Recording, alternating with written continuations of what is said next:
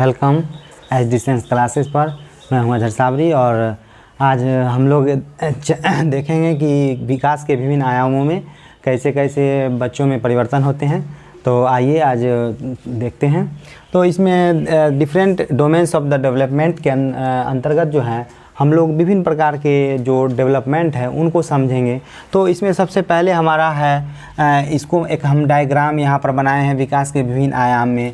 पहला है शारीरिक विकास, दूसरा है संवेगात्मक विकास, तीसरा नैतिक विकास, चौथा है संज्ञानात्मक विकास और पांचवा सामाजिक विकास। तो इन पांचों को हम बारी बारी से इनको के बारे में जानेंगे और फिर इससे कुछ संबंधित प्रश्नों को भी देखेंगे।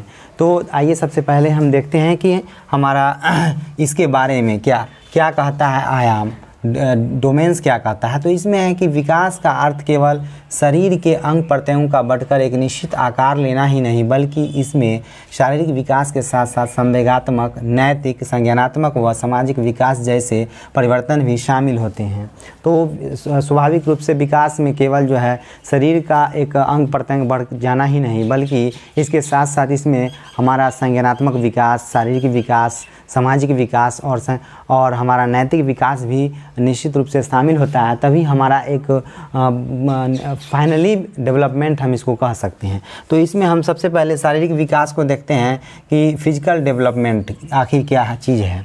तो फिजिकल डेवलपमेंट शारीरिक विकास ये नाम से ही क्लियर होता है कि इसमें हमारे शरीर का विकास होता है। जैसे हम देखते हैं कि बच्चे के संपूर्ण विकास का एक महत्वपूर्ण पहलू शारीरिक विकास होता है। शारीरिक विकास में बच्चे का संपूर्ण विकास उसके अंतर्गत आते हैं। तो इसमें बच्चे के विकास की प्रक्रिया गर्भाधान से ही प्रारंभ हो जाती है। बच्चे जब माँ के गर्भ में जब आते हैं तो उसी वक्त से बच्चे का विकास शुरू हो जाता है। उसके बाद बच्चे के शारीरिक विकास का उसके व्यक्तित्व विकास में महत्वपूर्ण भूमिका होता है। साथ ही कहा गया है कि स्वस्थ शरीर में स्वस्थ मन का विकास होता है, स्वस्थ मन का निवास होता है या उसमें वास होता है। तो इसी दूसरा आगे हम देखते हैं हमारा है संवेगात्मक विकास। संवेगात्मक विकास जिसे हम इंग्लिश में इमोशनल डेवलपमेंट कह सकते हैं। इमोशनल डेवलपमेंट का अर्थ सीधा सीधी हमारे संवेग से होता है। हमारे शरीर में या बच्चों के शरीर में क्या क्या संवेग आते हैं। संवेग में जैसा कि आप जानते ही हैं कि बच्चों का रोना, हंसना, ये सब संवेग के अंतर्गत आते हैं। तो संवेगों में भावनाओं का प्रकटीकरण, जब कोई भी बच्चा अपना भावना को प्रकट करते हैं, रो करके, मुस्कुरा करके, हंस करके, तब हम उसे कह सकते हैं कि उनका संवेग में परिवर्तन और संवेग का विकास हो रहा है। तो इसमें बच्चे भावनाओं का प्रकटीकरण संवेगों द्वारा होता है। जैसे जन्म के पश्चात बच्चों के संवेग में परिवार के संपर्क से ही शुरू हो जाता है। जन्म उपरांत बच्चा जब अपने परिवार में बच्चा का जो संवेग है वो परिवर्तन होने लगता है। छोटे बच्चे जो हैं बार बार रोना, फिर बच्चे मुस्कुराना, वे उनके अंदर एक गुण आने लगता है और इस एक्टिविटीज़ में जो डेवलपमेंट आता है उसे हम संवेगात्मक विकास के अंतर्गत रख सकते हैं। तो उदाहरण में हम देखते हैं यहाँ पर कि माँ को देखकर मुस्कुराना व अनजान को देखकर रोना। स्वाभाविक बात है कि बच्चे जब परेशानी में होते, जब उसको भूख लगती है तो जब अपनी माँ को बच्चा देखता है तो वे मुस्कुराने लगता है, हंसने लगता है कि अब हमारी भूख मिट जाएगी। और जैसे ही बच्चे कोई अनजान को देखता है तो उसे एक डरावना एक फीलिंग होने लगता है अंदर से, और उसे लगता है कि कहीं ना कहीं ये हम अपनापन नहीं है, और वे अनजान को देख करके अपना जो फेस है वह एक डरावना महसूस करने लगते हैं। तो ये एक संवेग के अंतर्गत आता है। तो संवेग से क्लियर है हमारा कि बच्चों के अंतर्गत जो आता है। उसी के साथ साथ हम देखते हैं अगला एग्जाम्पल है कि खिलौने देने पर बच्चे का हंसना और छीन लेने पर बच्चे का रोना। खिलौना जब भी हम बच्चे को देते हैं तो वे स्वाभाविक है कि वे खिलौने दे करके खुश हो जाते हैं और वे खेलने लगते हैं खिलौने के लेकर के। और जैसे ही जब बच्चे से हम खिलौना छीन लेते हैं तो वे उनके अंदर एक रोने जैसा भावना और रोना शुरू भी कर देते हैं बच्चे। तो अब संवेगात्मक को देखा, अब हम आगे नैतिक विकास को देखते हैं। नैतिक विकास मोरलिटी डेवलपमेंट। मोरलिटी डेवलपमेंट में क्या होता है कि बच्चों के अंदर एक सही और गलत करने का विश्लेषण उसके अंदर डेवलप्ड होने लगता है, और वे बच्चे सही चीज़ को और गलत को में फ़र्क करने लगता है। जब बच्चा सही करता है और कोई अच्छा काम करता है तो उसे हम प्रोत्साहित करते हैं, तो उसके अंतर्गत वे जो हैं सो उत्साहित होकर के वे काम अच्छे ढंग से करने लगते हैं। और जैसे ही हम बच्चे को अगर हम डांटते हैं, फटकारते हैं या उस पर कोई दबाव डालते हैं या उसके मन मुताबिक हम कोई बात नहीं करते हैं, तो वे जो हैं सो उनका डेवलपमेंट जो है सो वे अपने अंदर में एक कुंठा की भावना उत्पन्न करने लगता है। तो नैतिक विकास में है कि बच्चा सही और गलत, सामान्य अर्थ में कह सकते हैं सही या गलत का विश्लेषण करने की क्षमता का विकास इसके अंतर्गत होने लगता है। तो ये हमारा नैतिक गुण है। ये नैतिक गुण ज़्यादातर हमें बच्चों में स्कूली शिक्षा से उन्हें ज़्यादा से ज़्यादा उसके अंदर हम डेवलप करा सकते हैं। तो शिक्षकों और स्कूल की इसमें भूमिका ज़्यादा अहम मानी जाती है, और साथ ही साथ परिवार की भूमिका तो है ही। उसके बाद उनका जो नैतिक विकास, बच्चों का जो अधिकतर समय जो है वे विद्यालय में 6 से 7 घंटे लगभग गुजारते हैं, तो वहाँ पर उनका नैतिक विकास होता है। नैतिक विकास में बच्चे का आचरण, उसका व्यवहार, ये सब गुणों को देखा जाता है। तो अब हम आगे देखते हैं कि संज्ञानात्मक विकास, कॉग्निटिव डेवलपमेंट में क्या है। संज्ञानात्मक में ही छिपा हुआ है संज्ञान मतलब ज्ञान का विकास, वे तर्क लगाने का, गलत सही को फ़र्क समझने का, उसके अंदर डेवलपमेंट होता है। बच्चों तर्क लगाने, उसके अंदर नए विचारों का समावेशन हो जाना, तो इसमें जो है उनका विकास शुरू हो जाता है। तो देखते हैं संज्ञानात्मक विकास में तार्किक व नवीन विचारों के अर्थ समझना व समस्या समाधान जैसे मानसिक व बौद्धिक प्रक्रिया का क्रमिक विकास होता है। साथ ही साथ हम देखते हैं कि बच्चों में आयु के साथ साथ उनकी मानसिक शक्तियाँ और मानसिक प्रक्रियाएं विकसित होने लगती हैं। जैसे ही उनका आयु डेवलप करता है तो मानसिक विकास उसमें उनके अंदर होने लगता है। तो ये सब संज्ञान के अंतर्गत आता है, और ये कॉग्निटिव डेवलपमेंट हम इसको कह सकते हैं। कॉग्निटिव डेवलपमेंट में भी बच्चा तर्क लगाने लगते हैं, नवीन विचार, वैज्ञानिक रूप से शोध करने की क्षमता का विकास, तो ये सब कॉग्निटिव डेवलपमेंट के अंतर्गत आने लगते हैं। साथ इसके आगे हम देखते हैं सामाजिक विकास, सोशल डेवलपमेंट निश्चित रूप से बच्चा समाज में रहता है, अपने परिवार से, आस पड़ोस, विद्यालय और फिर समाज के लोगों के आचार व्यवहार और उनके वार्तालाप से बच्चे के अंतर्गत एक समाज का जो विकास होता है, वो सामाजिक विकास के रूप में वे लोगों के साथ रहने सहने और रहन सहन, उसके आचार व्यवहार, संस्कृति को वे देखते हुए और एडॉप्टेशन करते हुए वे उनका ये आपका सामाजिक विकास होने लगता है। तो सामाजिक विकास में हम देखते हैं कि कहा भी गया है कि मानव एक सामाजिक प्राणी है। तो मानव एक सामाजिक प्राणी है, तो बिल्कुल बच्चों और मानव का जो विकास होगा वो समाज में रह कर के ही होता है। और अच्छे विकास बच्चों के एक अच्छे गुड सोशलिज्म और अच्छे समाज में ही उसका अच्छा से सामाजिक विकास हो सकता है। तो यहाँ हम देखते हैं कि माता पिता, भाई बहन, संगी साथियों एवं सामाजिक संस्थाओं के प्रभाव से उसका समाजीकरण होता है, जिसके फलस्वरूप उसका सामाजिक विकास होता है और सामाजिक विकास की परिपक्वता की ओर वे बढ़ने लगते हैं। उसके बाद हम अगला देखते हैं कि इसी में है सामाजिक विकास का अभिप्राय, समाज में प्राप्त किए जाने वाले अनुभवों के अनुरूप बच्चों में होने वाले विकास। बिल्कुल सही बात, समाज में प्राप्त किए जाने वाले अनुभव बच्चा रहते रहते वे अनुभव, समाज से अनुभव सीख लेते हैं कि वे अपने परिवार के लोगों का किस तरीक़ा से बच्चों के साथ बिहेव है, समाज के लोगों का किस तरीक़ा से बिहेव है बच्चों के साथ। तो ये सब वे बच्चों पर प्रभाव अधिक से अधिक डालने लगता है। तो अब हम देखते हैं आगे। हमने देखा कि किस तरीक़ा से बच्चों के आयामों का विकास, बच्चों के जो विभिन्न आयाम हैं, 5 आयाम को हमने देखा।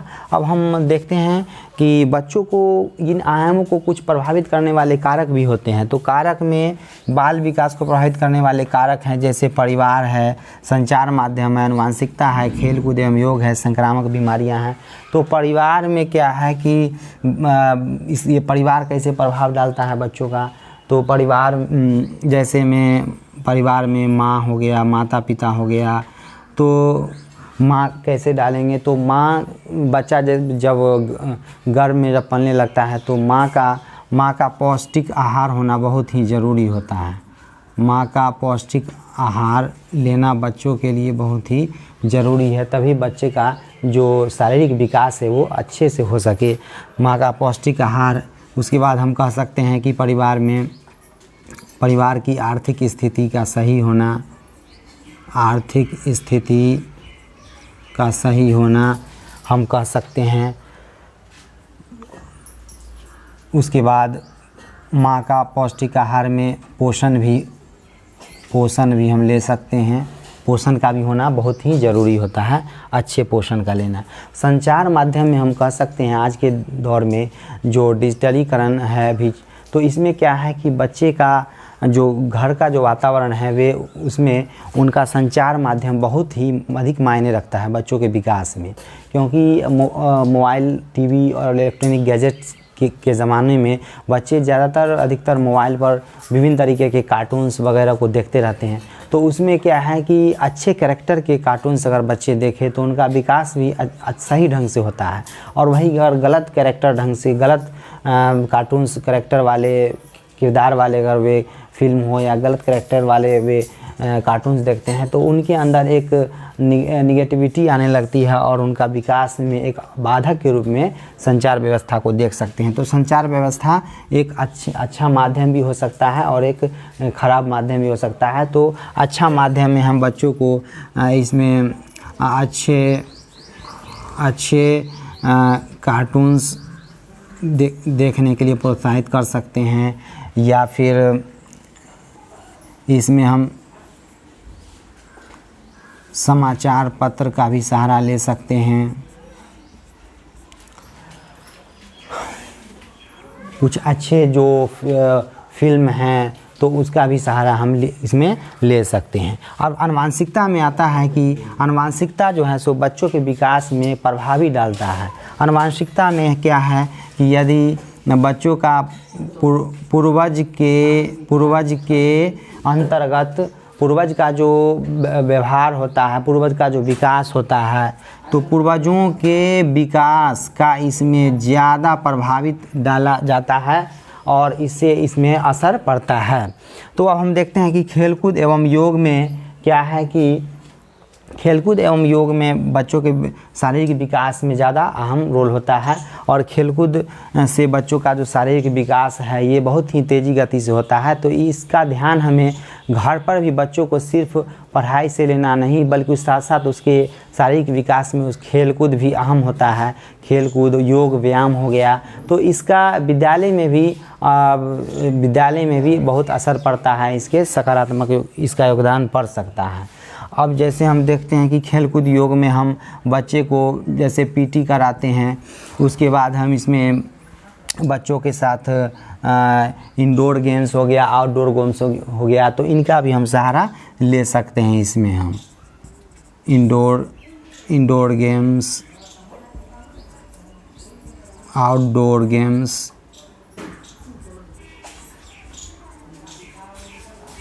उसके बाद हम देखते हैं संक्रामक बीमारियां भी बच्चे को प्रभावित डालता है कि अगर बच्चों को कुछ बीमारी हो जाए तो समय पर उसका इलाज और समय से उसका साफ सफाई का इसमें विशेष अहम योगदान होता है।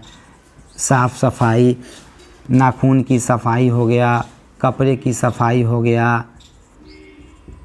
इत्यादि, तो ये बहुत ही अहम रोल डालता है। उसके बाद है कि विद्यालय की भूमिका भी बहुत ही अहम योगदान देता है बच्चों के विकास में।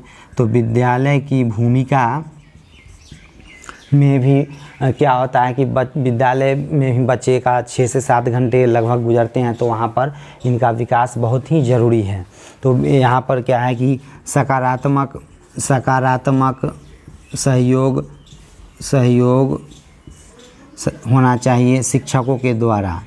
सकारात्मक सहयोग शिक्षकों के द्वारा ज़रूरी है, तब जाकर के विद्यालय की जो भूमिका होगी वे बच्चों के विकास में सकारात्मक सहयोग करते हुए उसके विकास में हम अहम भूमिका निभा सकते हैं। तो आइए हम कुछ इनसे जुड़ी हुई कुछ 1-2-3 प्रश्नों को देखते हैं कि किस तरीक़ा से विभिन्न एग्ज़ामों में टीचर से संबंधित एग्ज़ामों में पूछे जाते हैं। तो आइए हम देखते हैं उसको। तो आइए अब हम देखते हैं कि इससे संबंधित जो प्रश्न है उसमें परीक्षाओं में कैसे पूछे जाते हैं। तो सबसे पहले आज हमारा प्रश्न है कि इस चैप्टर से जो आयाम हमारा विकास के विभिन्न आयाम है, इससे जुड़े हुए प्रश्न को हमने लिखा है। तो इसमें पहला है कि निम्नलिखित में से कौन विकास के व्यापक आयामों की सही पहचान करता है। ये सीटेट जुलाई 2019 1 to 5 में पूछा गया प्रश्न है। तो कौन है जो विकास के व्यापक आयामों की सही पहचान करता है। मतलब कि जो हमारा डोमेन्स ऑफ द डेवलपमेंट है, डिफरेंट डोमेन्स जैसे विकास के विभिन्न आयाम है, इसके अंतर्गत क्या आ रहे हैं। तो इसमें है कि जिस ऑप्शन में जो सभी आएंगे डोमेन्स, वे ही हमारा ऑप्शन सही माना जाएगा। तो इसमें पहला चारों ऑप्शन को हम सही से पहले पढ़ लेंगे। सामाजिक, शारीरिक, व्यक्तित्व, इसमें कुछ छूट रहा है। नैतिक, संज्ञानात्मक छूट रहा है, संवेगात्मक छूट रहा है। दूसरा हम देखते हैं शारीरिक, संज्ञानात्मक, सामाजिक और संवेगात्मक। तो इसमें पूरा दिया हुआ है, तो ये हमारा दूसरा सही होगा। तीसरा ऑप्शन देखते हैं संज्ञानात्मक, बौद्धिक, आध्यात्मिक तो इसमें नहीं आता है आयाम में, तो ये बिल्कुल ये नहीं होगा, ये गलत हो जाएगा। पहला भी गलत हो जाएगा। शारीरिक, व्यक्तित्व तो आध्यात्मिक नहीं आता है, तो ये भी गलत, तो हमारा दूसरा ऑप्शन सही हो गया। अब हम अगला प्रश्न देखते हैं कि दूसरा निम्नलिखित में से कौन प्राथमिक समाजीकरण माध्यम है। तो प्राथमिक समाजीकरण माध्यम, में सबसे पहला माध्यम बच्चा वह परिवार से ही निकलता है, उसके बाद वे आस पड़ोस, समुदाय और फिर विद्यालय जाते हैं। तो परिवार है, बिल्कुल परिवार जो प्रथम समाजीकरण हो जाएगा। तो निम्नलिखित में कौन प्राथमिक समाजीकरण माध्यम है। ये भी सीटेट 2019 जुलाई 1 to 5 में पूछा गया प्रश्न है। तो ये पहला मीडिया पहला माध्यम नहीं है। दूसरा परिवार, बिल्कुल सही, मीडिया नहीं है। विद्यालय भी पहले नहीं है, पहले परिवार में बच्चा सीखता है, उसके बाद विद्यालय जाता है। सरकार बिल्कुल नहीं, सबसे पहला माध्यम हमारा परिवार ही होगा। तो फिर हम तीसरा प्रश्न देखते हैं कि एक प्रारंभिक कक्ष में एक बच्ची अपने साथ जो अनुभव लाती है, ये भी सीटेट 2019 1 to 5 में पूछा गया प्रश्न है। तो बच्ची प्राथमिक कक्ष में अपने साथ जो घर से अनुभव लाती है, तो उस अनुभव में वे क्या उन विद्यालय में शामिल होना चाहिए। तो इसी पर ये प्रश्न दिया गया है कि उन्हें शामिल कर उनका संचय करना चाहिए। बच्चे जो अनुभव लाता है उन अनुभव को जोड़कर हम पाठ्य पुस्तक से जोड़कर उनके शिक्षा को पढ़ाने में शामिल करें उनके अनुभवों को। तो ये बिल्कुल पहला ऑप्शन सही लग रहा है। दूसरा, उन्हें अस्वीकार कर देना चाहिए, तो बिल्कुल नहीं होगा, अस्वीकार नहीं करना है। बच्चे के अनुभव को हमें स्वीकार करना है, उसकी उपेक्षा भी नहीं करनी है, उसे हतोत्साहित उपेक्षा नहीं करना है, उन पर ध्यान नहीं, बिल्कुल ध्यान नहीं देना चाहिए, नहीं ध्यान देना चाहिए, तो ये भी गलत है। तो हम उन्हें शामिल कर उनके अनुभव को संचय करना चाहिए। तो हमारा तीसरा का पहला ऑप्शन सही हो गया। अब हम अगला प्रश्न चौथा देखते हैं। निम्न में कौन बच्चे के समाजीकरण में एक महत्वपूर्ण भूमिका अदा करते हैं। तो बच्चे के समाजीकरण में एक महत्वपूर्ण भूमिका कौन अदा करते हैं। तो इसमें मीडिया है, विद्यालय है, परिवार है, पास पड़ोस है। तो बिल्कुल सबसे पहले बच्चों के समाजीकरण में परिवार भूमिका अदा करता है, उसके बाद पास पड़ोस करता है, उसके बाद विद्यालय करता है, उसके बाद मीडिया करता है। तो ये सभी ऑप्शन होने चाहिए। तो पहला में 4 ऑप्शन इसमें दिया हुआ है, मल्टीपल टाइप का है। तो इसमें पहला में 1 2 3 4 सभी है। दूसरा में केवल 3 और 1 सही, तो 3 और 1 सही नहीं, इसमें तो चारों सही है। तो ये 4 का पहला सही लग रहा है। और ये इसमें 3 और 1 नहीं होगा, 2 सिर्फ केवल 2 और 3, तो ये भी नहीं होगा, ये भी नहीं। 1 3 4 और इसमें 2 छोड़ दिया गया है विद्यालय। तो जो विद्यालय भी समाजीकरण में भूमिका अदा करता है, इसमें करा नहीं, तो ये नहीं। तो ये हमारा जो ऑप्शन है वो चौथा का पहला बिल्कुल सही ऑप्शन लग रहा है। तो हम देखें आज किस तरीके से विकास के विभिन्न आयामों को देखें और इसी से जुड़ी हुई कुछ प्रश्नों को देखें। तो ये आज का हमारा ये वीडियो कैसा लगा, और अच्छा लगा है तो इसे सब्सक्राइब शेयर ज़रूर करें। और इसके बाद हम मिलते हैं अगले वीडियो में। तो वीडियो देखने के लिए धन्यवाद।